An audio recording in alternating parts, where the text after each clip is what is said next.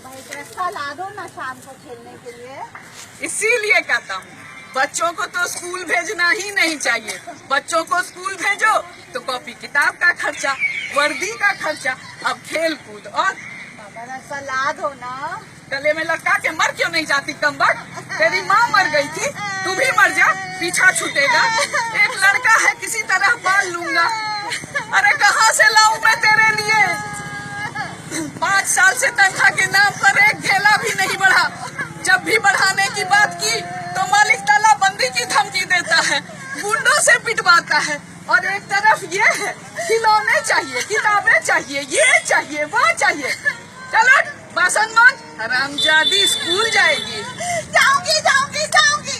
सब बच्चे अच्छे अच्छे कपड़े पहन के बस में बैठ के स्कूल जाते, मैं भी जाऊंगी। अरे उन बच्चों की जितनी फीस है ना उतनी तेरे बाप की पगार नहीं। चल जा, लाला के यहाँ से आटा ले आ। बाबा वो आटा नहीं देता है। क्यों नहीं देता? आटा उधार देता है, कोई भीख नहीं। उसका बेटा कहता है। क्या कहता है? उसका बेटा कहता है दुकान बंद हो जाने के बाद अकेले में आना। सुअर का बच्चा अगर उधार न चुकाना होता तो।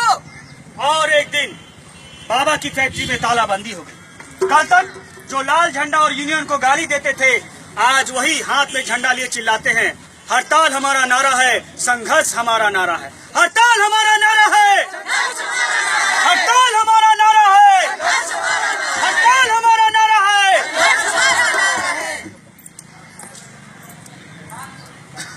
अब मेरे साथ इतना बुरा सलूक नहीं होता, लेकिन बोझ मैं अब भी हूँ, इसलिए मेरा लगन तय हुआ है। आज फेरे हैं। लड़का भैया की मिल में 2500 रुपया पगार पाता है। साजा हो बाबा हाथी घोड़ा, साजा हो बरियतिया, साजा हो बाबा हाथी घोड़ा, साजा हो बरियतिया, साजा हो बाबा हाथी घोड़ा, साजा हो बरियतिया। ओम सर्वमंगल मंगले शिवे सर्वार्थ साधिके शरण्ये नारायणी नमस्तुते। सास ससुर की आज्ञा मानोगी मानोगी। पति को साक्षात भगवान जानोगी जानोगी। पहले उन्हें खिलाओगी फिर खुद खाओगी खाओगी। यदि ससुर अन्याय करे तो न्याय मानोगी मानोगी। कभी पलट कर जवाब नहीं दोगी नहीं दोगी। आंखें सदा नीची रखोगी नीची रखोगी। घर का सब काम तुम ही संभालोगी तुम ही संभालोगी। और नहीं कोई काम तलाश करना होगा, सवेरे सब्जी मंडी जाकर साग तरकारी लाना होगा, बाबा का हुक्का और घर का सारा काम करना होगा, चूल्हा चौकी सारा काम तुम्हें ही संभालना है।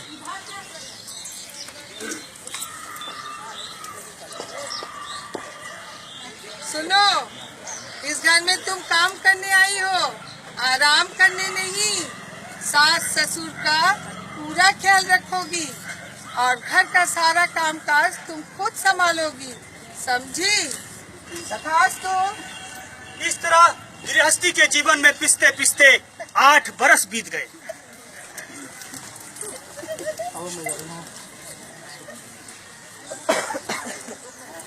छोटे बच्चे हैं, गंदे, कमजोर, चींची करते हुए 25 साल की उम्र में 40 साल की बुढ़िया नजर आती हूँ।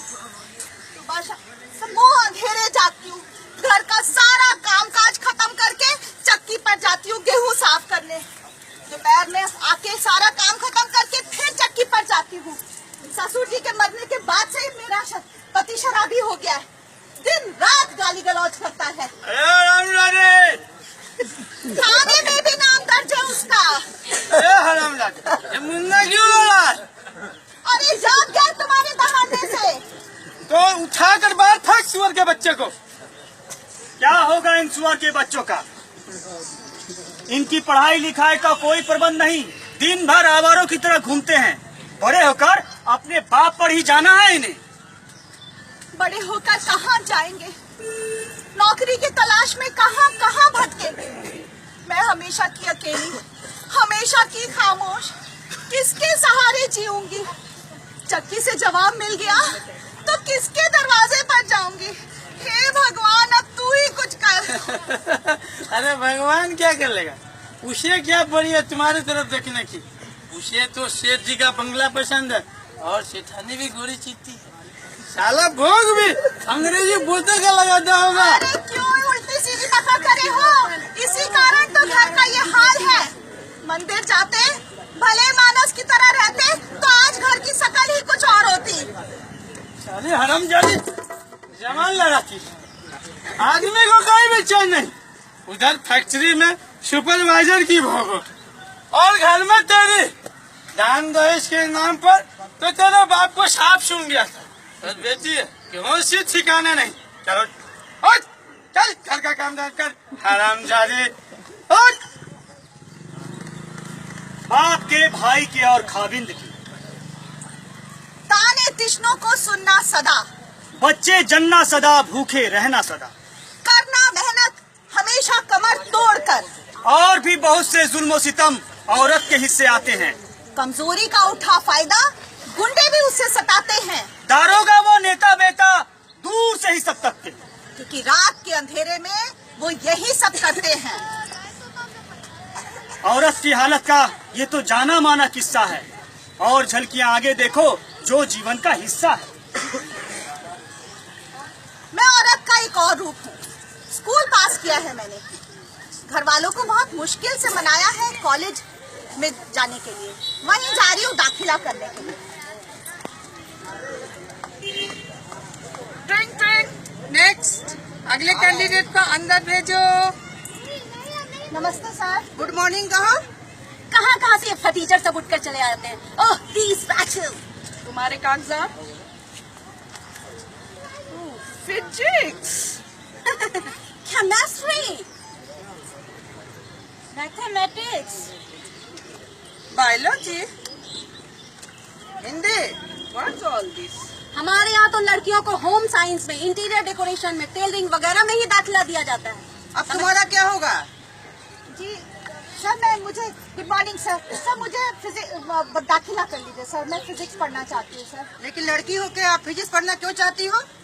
सर मैं फिजिक्स पढ़ के इंजीनियर बनना चाहती हूँ सर। तुम्हें मालूम है फिजिक्स की पढ़ाई में कितना खर्च होता है? और यहाँ तो लिखा है तुम्हारे पिताजी को सिर्फ 5,000 रुपया तनख्वाह मिलती है। और फिजिक्स की एक किताब 600-800 की आती है, जो हर विद्यार्थी को रखना जरूरी है। कॉलेज की फीस 1,000 रुपए, बिल्डिंग चार्ज 1,000 रुपया और लैब चार्ज 1,000 रुपया। कुल मिलाकर 3,000 रुपया दे पाओगी?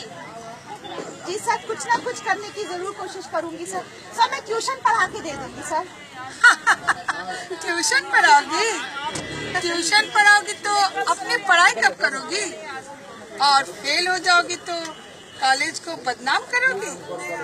खैर तुम्हें दाखिल किया जाता है, लेकिन एक बात याद रखना, इस कॉलेज के अपने नियम हैं और एक परंपरा है। लड़कियां लड़कों से बात नहीं करती, लड़कियां कैंटीन नहीं जाती। राजनीति और हड़तालें बिल्कुल बर्दाश्त नहीं की जाएंगी, समझ गई? जाओ जाओ कल से क्लास में आना। बाहर फीस जमा कर दो। आखिर कॉलेज में दाखिला हो गया और मैं कॉलेज आने जाने लगी। लेकिन आजकल लड़कियों का कॉलेज आना जाना कोई हंसी खेल तो नहीं। लगता है जैसे पूरा शहर गुंडों और चोरों से भरा पड़ा है। जहाँ लड़की देखी नहीं वहीं झपट पड़ते हैं भेड़ियों की तरह। चली कॉलेज से घर को चली, चली कॉलेज से घर को चली।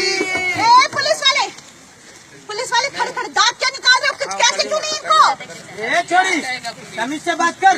यही आई करोगन, ज्यादा सती सावित्री बनती हो तो घर में बैठा करो। क्यों भटकती हो इन गली कूचों में? और ज्यादा परेशानी होती है तो टैक्सी से आया जाया कर। ये तो रोज ही होता है। शहरी आप लोगों की तरह हंसते हैं, शरीफ लोग गुंडों से घबराते हैं, और पुलिस में तो वर्दीधारी गुंडे भरे पड़े हैं। आखिर कॉलेज की पढ़ाई किसी तरह खत्म हुई। अच्छे अच्छे घरों से आने वाले लड़के लड़कियां, फर्राटे से अंग्रेजी बोलने वाले लड़के लड़कियां सब अच्छे नंबरों से पास हुए। मैं रो धोकर सेकंड डिवीजन में पास हुई। फिर नौकरी का चक्कर, एक जगह से नौकरी का बुलावा आया है, वहीं जा रही हूँ इंटरव्यू देने के लिए। अंदर गई तो देखा कल तक आवारा गर्दी करने वाला सेठ का बेटा आराम कुर्सी पर बैठा है। वही उस जगह का मालिक था जहाँ की नौकरी निकली थी।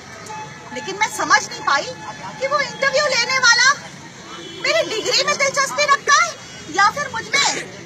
मिस, आपकी तो सेकंड डिवीजन है। टाइपिंग और शॉर्ट हैंड में क्या स्पीड है आपकी?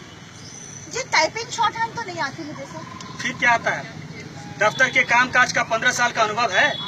जी अभी तो मेरी उम्र ही 20 साल है, लेकिन कॉलेज में मैंने फिजिक्स केमिस्ट्री सब पढ़ा है सर, वो सब याद है मुझको। फिर तो आपको काले को सफेद और सफेद को काला करना आता होगा। जी मैं समझी नहीं। अरे इम्पोर्ट एक्सपोर्ट का बिजनेस है हमारा। यहाँ रोज काले को सफेद और सफेद को काला करना पड़ता है। आपकी शिक्षा किसी काम की नहीं, आप जा सकती हैं। आप जा सकती हैं, आप जा सकती हैं, सब जगह एक ही जवाब। अब इस डिग्री का क्या करूं? बेरोजगारी दूर करो, दूर करो, दूर करो, बेरोजगारी दूर करो, दूर करो, दूर करो। एक दिन मैंने देखा नौजवान लड़के लड़कियों का जुलूस, मैं भी उनमें शामिल हो गई। बेरोजगारी दूर करो, दूर करो,